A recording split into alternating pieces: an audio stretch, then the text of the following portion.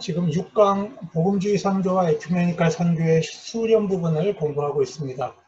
이번 강의를 하고 있는 목적은 우리가 복음주의 선교 신학과 에큐메니칼 선교 신학의 관점을 이해하고 비교해서 건강한 선교 신학 모델을 모색해 보는 것이 이번 강의의 목적입니다. 우리가 이제 복음주의 선교 신학 중에서 특히 이제 근본주의와 세대주의 전천연설이 갖고 있는 위험은 어떤 것인가 하는 부분을 우리가 이제 한번 살펴봤죠. 그래서 이 전투적 복음주의, 교리적으로 전투적인 복음주의인데 그러다 보니까 너무 쉽게 분열하고 교회와 선교지에서 많은 분열을 일으키는 그런 문제점이 야기되었다라고 하는 것을 우리가 살펴보았고요. 그 다음에 복음주의 신학의 특징에 대해서 우리가 이제 공부를 쭉 했습니다. 그리고 이제 복음주의 선교 신학의 특징이 바로 복음주의 선교 대회에서도 그대로 나타나고 있는데 장점이 있었고 또 이제 몇 가지 약점이 있었다 그랬죠. 그래서 이제 이원론적인 사고, 이중적인 생활, 그리스도의 주권을 교회로 제한하는 문제, 통전적 선교를 이제 사고하기 어려운 것, 교회 간 협력을 잘 하지 못하는 것, 이런 것들이 이제 복음주의 선교 신학의 약점이었다. 그리고 나서 에큐메니칼 선교 신학과 복음주의 선교 신학을 이제 비교해서 쭉 살펴보았는데요. 첫 번째 꼭지가 이제 미션즈, 선교 단체의 선교에서 교회 선교로 이제 선교 신학이 전환되는 과정을 겪었다 그랬죠. 그래서 1910년에 에든버러 세계 선교사 대회가 열렸고 그 후속으로 국제선교협의회 IMC가 창립됐다 그랬어요. 그리고 1928년 이제 예루살렘 IMC가 이제 개최됐고 그리고 이제 1938년 탐바람 IMC에서 선교의 책임이 교회로, 토착교회로 이양되기 시작했다. 그리고 교회가 선교의 대리자라고 하는 개념이 이제 발전했다는 것이죠. 그리고 이제 이때가 이제 또 나치즘이 이제 성장하고 있었습니다. 그리고 나서 교회의 선교에서 이제 하나님 선교로 두 번째 꼭지를 다루었는데요. 이제 1947년 휘트비 IMC에서는 2차 세계대전이 끝난 다음이죠. 신생교회와 파송교회가 주종관계가 아니라 선교에 있어서 동반자 관계라고 하는 그런 이제 선교의 깨달음이 나왔다. 그 다음에 1957년 이제 하나님 선교 개념이 등장했죠. 그래서 선교의 목적은 교회 확장이 아니라 하나님 나라의 확장이다. 그리고 선교의 주체가 삼위일체 하나님이시다. 그리고 교회는 하나님 선교의 도구로 쓰임받아야 한다. 이런 개념이 등장하기 시작을 했습니다. 그리고 1958년 아치모타 IMC에서는 교회와 선교는 서로에게 속해 있다. 분리돼서 가서는 안 된다. 그래서 이제 교회로 구성된 WCC와 미션으로 구성된 IMC가 서로 통합해야 된다. 그런 논의를 했다 그랬습니다. 그리고 1961년에 뉴델리 3차 총회에서는 IMC와 WCC가 이제 통합되는 과정을 겪었죠. 그리고 나서 이제 IMC 안에 있었다가 WCC로 들어오지 않은 이제 선교단체들이 있었는데 에큐메니칼 선교대회와 이제 복음주의 선교대회가 서로 이제 갈등하는 시기로 이제 들어가게 됩니다. 1963년 멕시코 시티 세계 선교대회에서는 6대6에서 6대6으로 선교는 from everywhere to everywhere 모든 곳에서 모든 곳으로 선교하고 선교를 받는 것이지 1세계가 3세계로 하는 그런 방향은 아니다. 그 다음에 크리스텐덤의 확장으로서의 선교 개념 이런 것이 이제 등계되기 시작합니다. 그러나 이제 복음주의권 선교대회 66년에 휘튼과 베럴린은 여전히 이제 선교의 목적은 영혼 구원과 교회 개척이다. 그 부분을 강조하죠. 그 다음에 1968년 웁살라 WCC 총회는 미션은 인간화다. 예수 그리스도의 인성 안에 나타났던 완전한 인성을 확대해가는 것이 미션이다. 이런 부분을 강조했고 70년 프랑크푸르트는 이제 거기에 대해서 반대하는 입장이었습니다. 73년에 방콕 세계선교대회는 오늘의 구원이라는 주제로 구원이 인간의 영혼 구원만이 아니라 사회 구원도 같이 이루어져야 된다. 이런 관점이었죠. 74년 로잔 대회는 에큐메니칼 선교 대회에 대한 반발로 시작이 됐지만, 그러나 로잔 대회 안에서 이제 굉장히 이제 통전적인 관점이 발전되기 시작했다 그랬죠.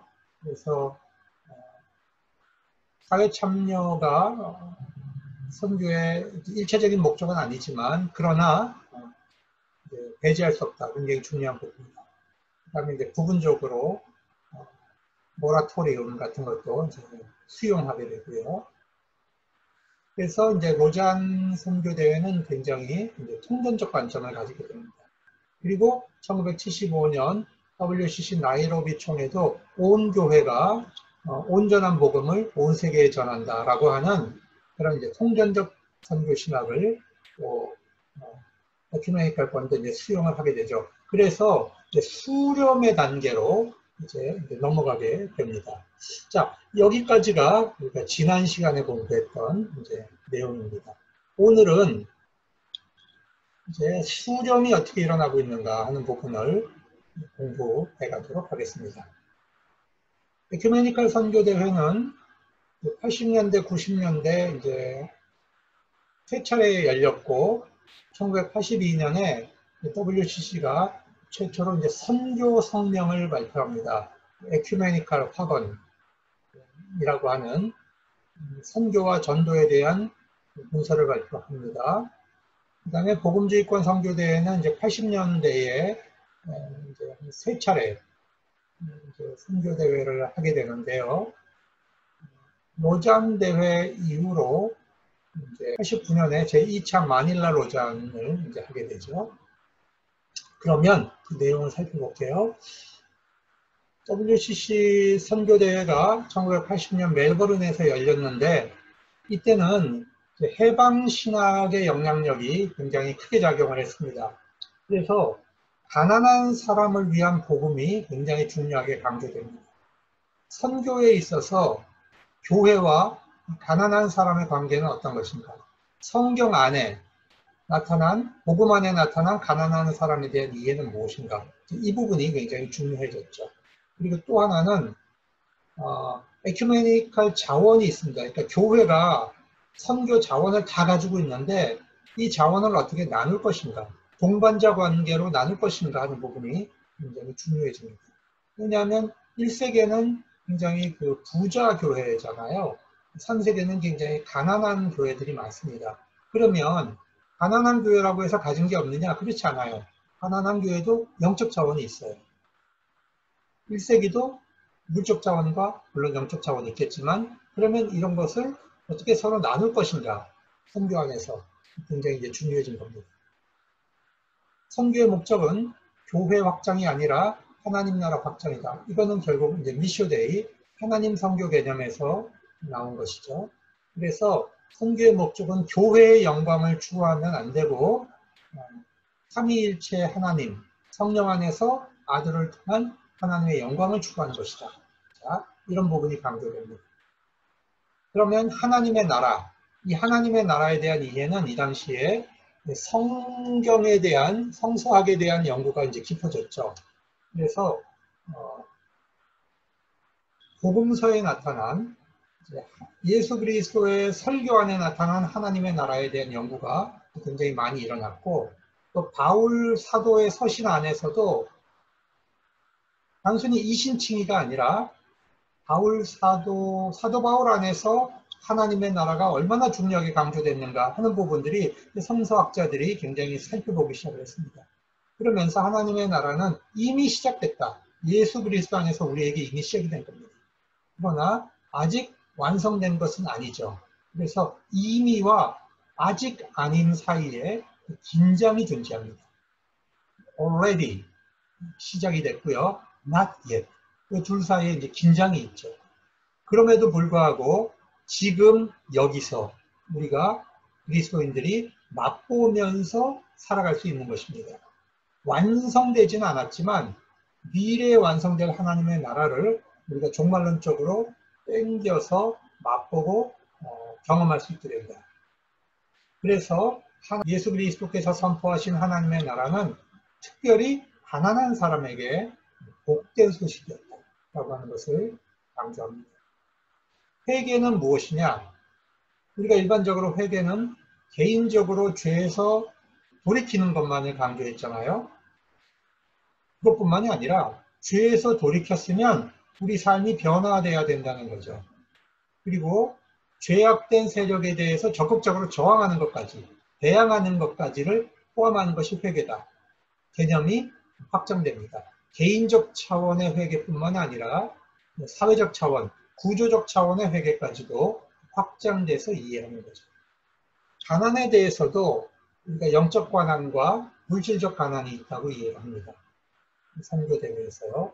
우리가 영적 가난만 문제 삼게 되면은 교회가 비역사적인 교회가 됩니다. 현실에서 도피하고 현실의 문제는 눈 감아버리고 그렇게 되기가 쉽죠. 그런데 우리가 물질적 가난만 문제 삼게 되면 기독교 복음은 경제적인 이데올로기가 될 위험이 많이 있습니다. 그렇기 때문에 우리가 영적 가난과 물질적 가난 사이에 두 가지의 중요성을 놓치지 말아야 되죠. 우리 그리스도인들은 두 가지의 가난을 다 가지고 있어야 됩니다. 그런데 80년에 복음주의권에서 파타야에서 세계복음화 로잔 대회가 열렸습니다. 주제는 어떻게 그들로 하여금 듣게 할 것인가 하는 부분이었는데요. 여기서 인류 사회의 부정의와 위기에 대해 복음주의권이 너무 무관심하다라고 하는 우려를 표명하게 됩니다. 자, 굶주리고 억압받는 자들을 섬겨야 하고 그리스도의 이름으로 그들을 위한 도움과 정의를 추구해야 하며 이렇게 표현합니다. 그러니까 로잔 대회 이후로 복음주의권이 사회 참여가 선교에서 굉장히 중요한 부분이라고 하는 것을 강조하고 있습니다. 1982년에 WCC가 선교 성명을 발표합니다. 선교와 전도, 에큐메니컬 확언이라고 하는 건데요. 이것은 왜 나오게 됐느냐? 1982년. 그동안에 이제 선교와 전도에 대해서 이제 에큐메니컬 운동이 해왔던 이제 공헌을 다 종합을 하고요. 복음주의권에서 이제 로잔 선언이 나왔잖아요. 여기에 대해서도 뭔가 이제 응답을 해야 되는 것이고, 그다음에 로마 카톨릭에서 현대 복음 선교라고 하는 교황 바오로 6세 문서가 나왔는데 여기에서도 굉장히 중요한 선교학적인 문제를 제기합니다. 그래서 이런 것을 전부 종합을 해서 WCC에서 82년 선교 성명이 발표됩니다. 기회가 되면 이걸 한번 쫙 읽어보시면 굉장히 중요한 것들을 여기서 많이 이야기합니다. 그 내용을 좀 들어가 보면 개인의 회심, 선교에서 하나님 앞에서 우리의 죄를 회개하고 하나님께로 돌이키는 것, 이것과 함께 기독교 복음이 우리 사회를 향해서 질문해야 한다는 두 가지를 같이 묶어서 통전적 수렴을 한 문서입니다. 그리고 이 문서는 삼위일체론적으로 선교를 이해합니다. 일반적으로 우리가 이제 기독론적인 것만을 강조해 왔는데 그게 아니라 성부, 성자, 성령 하나님의 관점에서 선교를 이해하고 있다는 거죠. 그 다음에 기독교 선교에는 두 가지 기준이 필요하다. 이중적 기준을 제시합니다. 내용을 보면 가난한 사람과 연대 없는 전도는 없다.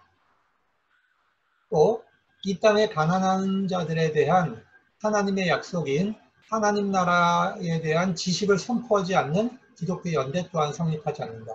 무슨 얘기냐 하면 이 사회정의 문제를 언급하지 않고 복음만 선포한다는 것도 옳지 않고 또 하나님 나라의 복음을 선포하지 않고 사회정의만 얘기하는 것도 옳지 않다는 겁니다. 그래서 기독교의 선교는 이중적인 테스트를 해야 된다. 하나는 하나님 나라의 정의, 이를 강조해야 되고 또 하나는 하나님 나라를 약속한 복음을 강조해야 된다. 이것을 이제 얘기하는 겁니다. 그래서 자, 제가 읽어볼게요. 이 땅의 가난한 자들을 향해 약속된 하나님 나라의 정의를 무시하는 선포는 복음의 모방에 불과하다. 자, 이런 것은 어떤 것이 있을까요? 번영신학이죠. 건강하고 부자가 되고 이웃은 어떻게 되든 간에 자기만 잘 되는, 자기 패밀리만 잘 되는 그런 복음. 이거는 복음의 모방이지 참된 복음이 아니라는 겁니다. 그러나 하나님 나라의 약속을 강조하지 않는 정의를 위한 투쟁, 이제 예를 들면 이건 이념에 근거한 투쟁이죠. 이것은 기독교의 참여 역시 기독교 정의 이해의 겉모습에 불과하다. 진정한 기독교가 될 수 없다는 겁니다. 그래서 이 기준이 굉장히 중요한 기준입니다. 우리가 가난한 사람을 통해서 전도와 사회 참여를 이분법적으로 나누는 것을 극복해 가야 한다는 것입니다.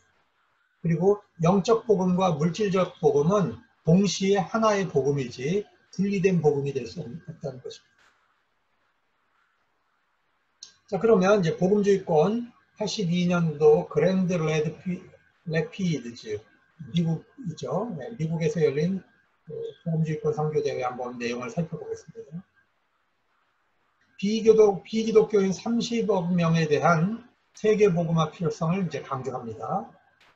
그건 당연한 거고요. 그리고 나서 이제 기독교인의 사회적 책임을 또 논의하죠. 인류의 5분의 1이 절대 빈곤에 있고 하루에 수천 명이 아사하는 상황에서 복음 전도와 사회적 책임은 기독교인의 기본적인 의무다. 이렇게 복음주의권 선교대회가 말을 합니다. 하나님 나라의 복음은 복음 전도와 사회적 책임을 하나로 연합하는 복음이다. 하나님 나라와 교회의 관계는 동일하지는 않지만 분리시키면 안 된다. 교회와 하나님 나라가 같은 것은 아니에요. 그러나 분리되면 안 된다는 거죠. 하나님의 나라는 현재와 미래의 긴장관계 속에 존재한다. 교회의 선교 목적은 하나님 나라를 증거하는 것이다. 자, 이거는 에큐메니칼권에서 1980년도에 그 멜버른 대회에서 하나님 나라를 강조했잖아요. 이 부분이 이제 그랜드 레피드즈에서 그대로 수용되고 있죠. 그 다음에 기독교인의 복음 전파와 사회적 책임을 논의한 것은 1982년도 WCC 선교 성명에 있었던 내용이 또 그대로 82년 그랜드 레피드즈 선교대회에 들어와 있죠. 이게 수렴되고 있는 거예요, 지금. 양쪽에서 강조하고 있는 부분이 서로 수렴되는 과정으로 지금 이제 가고 있다는 것이죠. 자, 한번 평가를 해볼게요. 멜버른 대회, 에큐메니칼 학원, 이건 복음주의권, 에큐메니칼권이죠. 파타야 대회, 그랜드 레피드즈 대회, 복음주의권 대회죠. 이 양쪽이 동일하게 하나님 나라와 가난의 현실을 지금 강조하고 있습니다. 그 다음에 영적 복음과 물질적 복음을 함께 강조하는 통정적 선교관을 보여주고 있는 것입니다. 수렴됐다는 겁니다.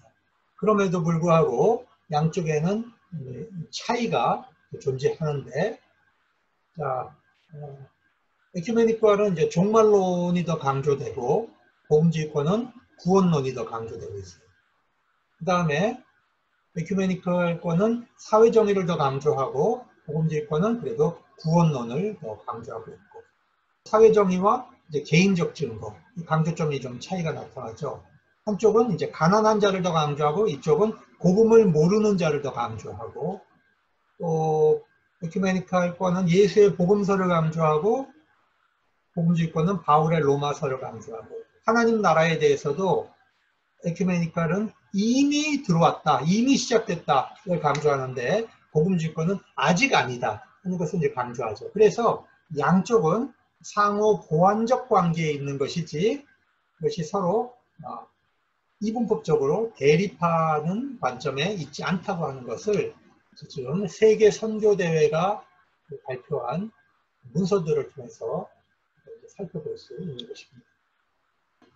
이제 1989년 WCC 샌 안토니오 세계 선교대회 내용을 살펴보겠습니다. 1989년의 이제 선교대회 주제는 선교에 있어서 우리가 그리스도의 방법은 무엇이었는지 그것을 찾고 따라가자는 거죠. 그리스도는 어떻게 하십니까? 이것을 이제 따라 강조합니다. 그래서 선교는 그리스도 안에서 만물을 통일시키는 하나님의 절대 의지가 나타났다. 예수 그리스도 안에서 하나님의 구원은 인간의 영혼만을 구원하는 것이 아니라 하나님이 창조하신 모든 세계가 종말론적으로 완성되는 하나님의 의지가 들어있다는 것입니다. 그러니까 이 그리스도의 구원론을 인류학적 차원에서만 보는 것이 아니라 전 우주적 차원에서 보는 것이죠. 자, 그 하나님의 절대 의지를 우리가 선교적으로 사고해야 된다. 그리고 주변부 사람들, 소외된 사람들의 현재의 고통과 투쟁이 있는데 그리스도라면 어떻게 하셨겠는가? 자, 우리가 이제 그 부분을 보자. 교회는 뭐냐? 교회는 우리 창조 세계를 향해서 갖고 계시는 하나님의 목적을 미리 보여주는 것이다. 그러니까 교회는 종말론적으로 완성될 하나님의 나라를 미리 이 땅에서 보여주기 위해 존재하는 것이다. 이 부분이 굉장히 중요해요. 한국교회 교인들은 교회가 존재하는 목적에 대해서 굉장히 잘못 생각하고 있는데, 교회가 이 땅에 존재하는 것은 종말론적으로 완성될 하나님의 나라를 이 땅에서 보여주는 겁니다. 미리 맛보게 하는 것입니다. 교회 안에 들어오면 하나님 나라에서 맛볼 것을 미리 맛보면서 살아가는 것이죠. 그 부분이 이 종말론적 관점이 한국교회 복음 안에는 굉장히 빠져 있어요. 그리고 선교는 그리스도의 유일성을 붙잡으면서도 다른 종교에 대해서 존중하는 태도가 있어야 되는데 이 둘 사이에 긴장을 가져야 된다는 거죠. 그리스도의 유일성을 가지면서도 타종교와 대화하려고 하는 그런 열린 자세, 이 두 가지가 중요하다. 그리고 89년 샌안토니오 대회는 복음주의자들과 더 나은 관계를 구축하기 위한 시도를 하게 됩니다.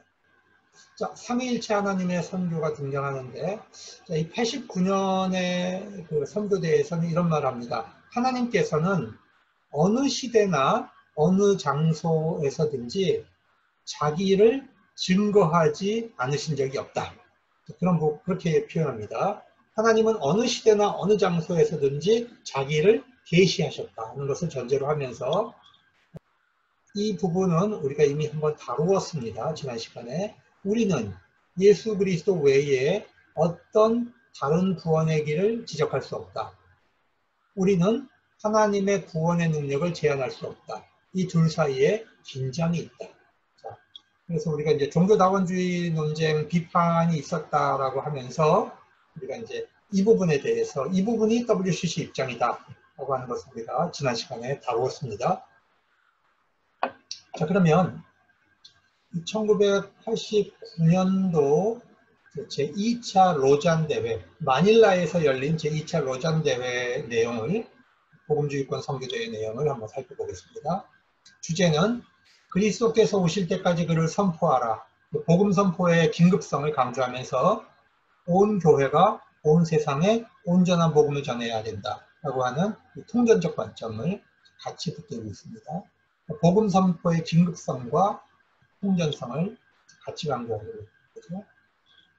마닐라 선언은 이제 1부와 2부로 나눠져 있는데 1부에서는 21개의 신앙 고백을 선언합니다. 첫째, 성경에 나타난 선교 명령을 수행하자. 두 번째, 믿지 않는 사람들을 하나님 앞에 이제 회심의 긴급성과 그리스도의 유일성, 오직 믿음을 이제 강조하겠다. 셋째, 정의와 평화의 하나님 나라를 우리는 선포해 가겠다. 예언자적인 증거를 하겠다는 거죠. 그 다음에 가난한 사람에 대한 사랑을 실천하겠다. 성령의 초자연적인 역사를 믿는다.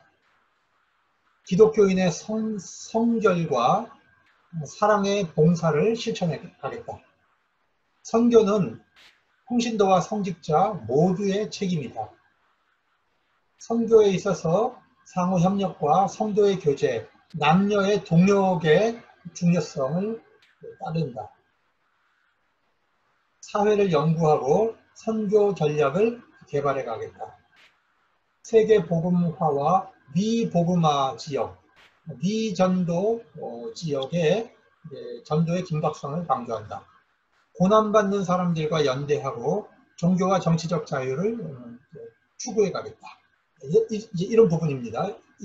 1항은 신앙 고백이고요. 마닐라 선언 제2부에 대해서는 과제를 얘기합니다. 과제. 그래서 온전한 복음을 온 교회가 온 세상에 전파한다. 이 세 가지의 항목에 따라서 실제적으로 당면한 과제가 이런 것입니다. 온전한 복음을 전하기 위해서 우리는 이제 인간의 공경을 이해하고 오늘을 위한 기쁜 소식이 바로 복음이라는 것을 강조하고 예수의 유일성, 복음과 사회적 책임을 우리의 과제로 삼는다. 온 교회는 하나님은 전도자, 하나님께서 전도하신다. 교회는 복음의 증인이 되어야 된다. 우리의 복음 증언은 정직해야 된다. 이 부분이 굉장히 중요하죠. 수단과 방법을 함부로 썼던 그런 방식으로 해서는 안 되고 복음 증언은 정직해야 됩니다. 지역교회가 중요하고 전도를 위해서 에큐메니컬 협력을 해야 된다. 온 세상, 현대 세계를 이해해야 되고 2000년과 그 이후에 도전을 살펴야 되고 우리가 갖고 있는 어려운 상황은 이런 것이다. 이런 부분이 강조됩니다. 재밌는 건 수렴의 과정에서 80년에 멜버른 열리니까 80년에 파타야 열리죠. 82년 에큐메니칼 문서 나오니까 82년 그랜드 레드피즈 나오죠. 89년 샌 안토니오 대회 열리니까 이쪽에서 89년 2차 로잔 대회 하죠. 이건 뭐냐면 의도적으로 이렇게 한 거예요. 에큐메니칼권과 복음주의권이 서로 이제 대화하고 수렴해 간다고 하는 것 때문에 비슷한 시기에 이렇게 대회를 쭉 열었던 것입니다. 평가해 보겠습니다. 마닐라 선언문은 신학적으로 하나님 선교 수용하고 세계의 기독교, 모든 곳에서 모든 곳으로 간다라고 하는 세계적인 기독교 강조되고 있고요. 비복음주의자들에 대한 에큐메니칼 개방성을 마닐라 선언이 이제 보이고 있습니다. 그리고 현대성, 공산주의, 다원주의, 박해와 같은 도전적인 개념과 통합되어서 마닐라 선언문은 한층 이제 갱신된 모습을 보이고 있다. 자, 에큐메니칼 선교대회로 이제 다시 돌아와 보겠습니다. 1996년 남미의 이제 살바도르 드 바이아에서 이제 세계대회가 열렸습니다. 이때 강조된 게 복음과 문화의 관계입니다. 왜 그랬냐 하면요. 이 1세계가 제3세계로 영향력을 끼치면서 이 제3세계 안에 있는 문화를 굉장히 미신화하고 파괴하는데 기독교가 크게 기여를 했습니다. 여러분, 기독교 복음이 전파되는 지역에서는 사실 서구 근대 문화를 높게 평가하고 받아들이고 전통 문화를 미신화하고 낮게 보는 그런 관점이 굉장히 팽배했죠. 그러다 보니까 토착 교회 지역 안에서 문화가 상실돼 버리는 겁니다. 토착 기독교가 되지 못하고 서구화된 기독교가 선교되는 그런 현상이 이제 드러나게 되는 겁니다. 그래서 문화가 기독교 선교에 있어서 문화가 이제 굉장히 중요하다는 것을 깨닫게 됩니다. 1990년에 동구권이 붕괴됩니다. 소련이 무너지고 동구 공산주의가 다 무너지죠.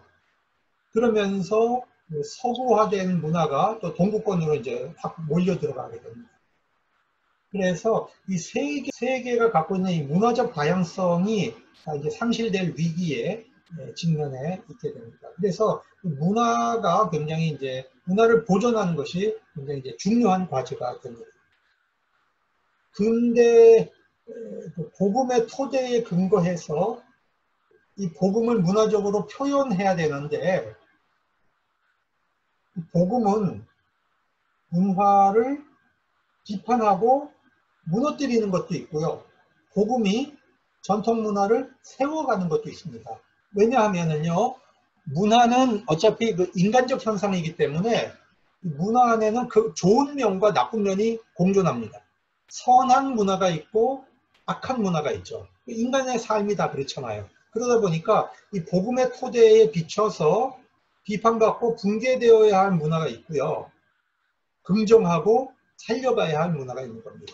예를 들면 인도의 안에서 이 카스트 제도 같은 거, 또 여성과 결혼할 때 돈을 주고 데려가잖아요. 이런 문화들, 가부장제 문화들, 이런 건 복음의 토대 위에서 비판하고 무너뜨려야 될 그런 문화죠. 그러나 굉장히 그 자연을 문화적으로 표현해낸다거나 인간이 갖고 있는 긍정적 가치를 살려나간다든지 이런 것들은 우리가 복음의 토대에서 살려야 할 문화인 것입니다. 토착 문화라고 해서 다 좋은 것도 아니고 다 나쁜 것도 아닌 거죠. 그래서 살바도르 드 바이아 세계 선교대회는 이제 복음의 토대 위에서 문화 토착화 부분을 굉장히 중요하게 여겼습니다.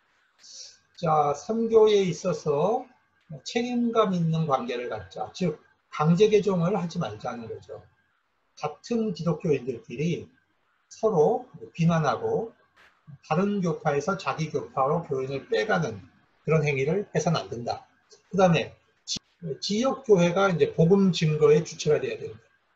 원주민 여성 청년이 이제 선교와 문화에 이제 참여해야 된다. 이런 부분이 강조됩니다. 여기서 토착화와 상황화라는 것, 혼합주의를 우리가 이제 좀 구별해서 봐야 됩니다. 우리의 복음은 문화와 긴밀하게 연결돼서 표현됩니다. 복음은 성육신화하는 거죠. 예수님, 복음이신 예수님이 이 땅에 오셨을 때 유대 문화 안으로 성육신화해서 오셨습니다. 그래서 복음은 개별 문화 안에 뿌리 내리고 성육신화해야 되는데 이것을 우리가 이제 토착화, 상황화라고 부릅니다. 이 토착화, 상황화는 기독교 복음이 정체성이 손상되지 않으면서 문화 속으로 들어가는 것, 우리가 이걸 토착화라고 하는 거고요.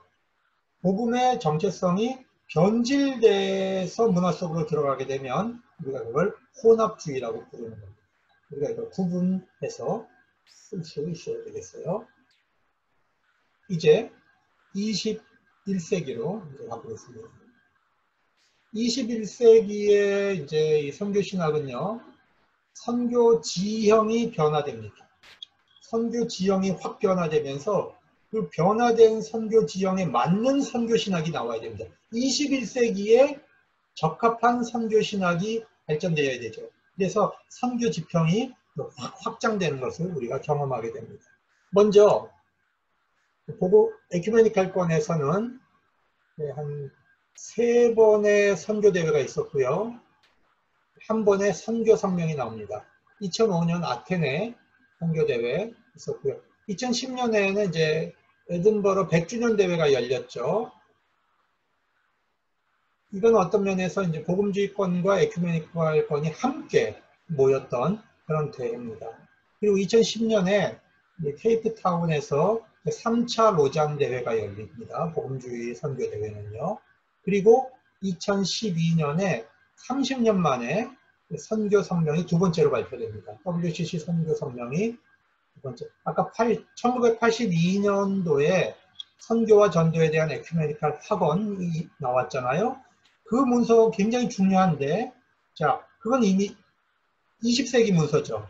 그러니까 21세기에 맞는 선교 지평이 열렸기 때문에 2012년에 함께 생명을 향하여라고 하는 선교 성명, 2차 선교 성명이 나오게 됩니다.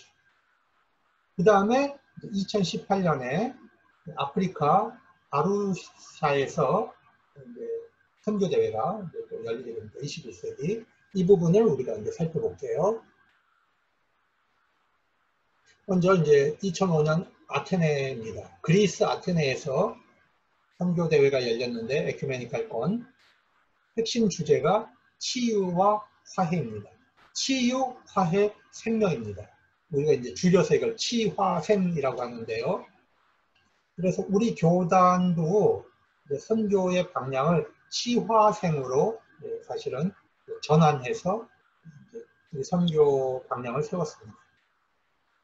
이것이 등장하게 되는 배경은 2001년에 9.11 테러가 있었죠.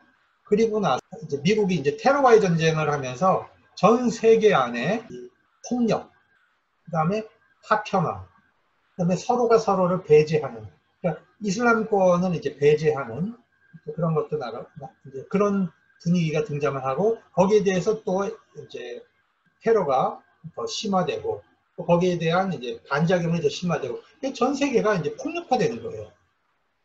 이런 상황에서 교회는 뭘 할 거냐? 교회는 그리스도 안에 있는 화해와 치유와 생명의 충만함을 위한 선교 사역을 해야 된다. 이 부분을 강조하게 됩니다. 폭력과 증오와 배제가 확대되어가는 이 세계 속에서 기독교 복음은 화해하고 치유하고 생명을 충만하게 하는 것이어야 한다. 자, 아테네 대회는 최초로 정교회 지역에서 열린 선교대회입니다. 그리스 정교회 지역에서 열렸죠. 자, 이때는 복음주의권 오순절 독립교회가 이제 참가를 해서 함께 선교대회를 치렀습니다. 우리가 전통적으로는 이제 하나님 선교, 이 부분은 이제 에큐메니칼권이 강조했고, 교회의 선교, 이건 주로 복음주의권이 강조했잖아요. 이 두 부분이 서로 중요하다고 하는 것을 아테네에서 이제 강조하게 됩니다. 그러니까 하나님 선교도 중요한데 교회가 이 선교하는 것도 굉장히 중요하다. 이 두 부분이 서로 이 접근법에 이제 화해가 일어나는 거죠. 그 다음에 선교 안에 있어서 성령 및 선교의 생태적 관심이 강조됩니다. 보시죠. 화해와 치유는 어디서 일어나야 되는가? 먼저 공동체 안에서, 그 다음에 깨어진 공동체들 사이에서, 그리고 사람과 창조 세계의 관계성 안에서 경험되어야 합니다. 특별히 우리가 이제 코로나 시대를 맞이했는데, 이 코로나가 터지게 되는 근본 원인이 무엇입니까? 그것은 결국 이 사람과 창조 세계의 관계성이 깨지면서 생태계가 파괴되면서 이 질병들이 생겨나는 거거든요. 그러니까 우리의 선교적 관심은 확장해 가다 보면 결국에는 우리가 자연을 계속 파괴해 들어가면 사람도 죽는다는 거예요. 자연과 인간이 화해하지 않고 자연과 인간이 서로 치유되는 관계를 만들지 못하면 생명이 죽어가는 거죠. 인간도 죽고 자연도 죽습니다. 이 큰 차원에서, 하나님의 세계의 큰 차원에서 우리가 선교를 보는 것입니다. 에딘버러 선교대회가 1910년에 이제 열렸잖아요. 20세기에. 그래서 자, 에딘버러 2010년은 100주년을 기념하면서 함께 증언하기라고 하는 주제로 모였습니다. 그래서 100년간의 선교운동에 대해서 축하하고 서로를 치유하고 수렴하는 그런 분위기를 만들어냈죠. 그리고 굉장히 광범위한 연구가 진행이 됩니다. 이 선교운동에 대해서. 공동의 소명이라고 하는 문서를 발표했는데 그 안에 나타나 있는 중요한 선교 주제들을 한번 살펴볼게요. 선교, 예수 그리스도께서 교회 위임한 선교적 위임의 긴박성, 진정성을 이제 다시 한번 강조하고, 그리스도의 유일성을 우리가 지키면서 타종교인과 대화할 때 겸손한 방식으로 우리가 증거해야 된다라고 하는 부분이 강조됩니다. 20세기, 21세기에 이 청년이 점점 교회 안에서 사라지고 있어요. 전 세계적 현상입니다. 그래서 청년이 선교의 대상이지만 또 청년은 선교의 주체이기도 하다라고 하는 것이죠. 그 다음에 21세기의 선교는 창조 생명과 관계를 가지고 있다. 선교는 부당한 권력에 대해서 비판적인 관계를 갖는다. 전 세계적으로 글로벌라이제이션 이후로 대규모 이주가 일어나고 이주가 일어나니까 갈등이 일어납니다. 여러 지역에서. 그래서 이 가난한 사람들이 특히 이제 부유한 나라 안으로 들어가면서 그 안에서 이제 배제, 편견, 차별, 이제 뭐 폭력, 착취 이런 현상들이 나타나잖아요. 특별히 여러분 우리가 한국 교회는 이런 문제를 잘 다루지 못하고 있는데 인신매매 문제가 굉장히 심각합니다. 전 세계적으로. 여성, 아이들을 인신매매하는 것이 큰 문제입니다. 자, 이런 상황에서 선교는 화해와 이제 치유다라고 하는 거죠. 그 다음에 신학 교육이 서구 지성적인 방식으로 이제 진행이 되어 왔는데 한국도 그렇잖아요. 한국도 지금 서구 지성적인 방식을 굉장히 이제 수용하고 따르고 있거든요. 이런 방식으로는 21세기에 신학 교육이 이루어지지 않는다는 겁니다. 그래서 통전적이고 포용적이고 사람을 길러내는 능력을 부여하는 방식으로 신학 교육이 이루어져야 됩니다. 그 다음에 일치, 교회 일치에 대한 신학적인 요청, 성경적인 요청을 우리가 재확인해야 된다. 그 다음에 선교는 모든 곳에서 모든 곳으로 가는 것이다. 선교는 말과 행동으로 이루어지는 것이죠. 그리고 그리스도의 방법을 따르는 선교여야지 인간적인 수단과 관계성을 띠는 선교가 다른 선교가 될 수 없다. 자, 이런 부분이 에든버러 2010년에서 강조됐습니다.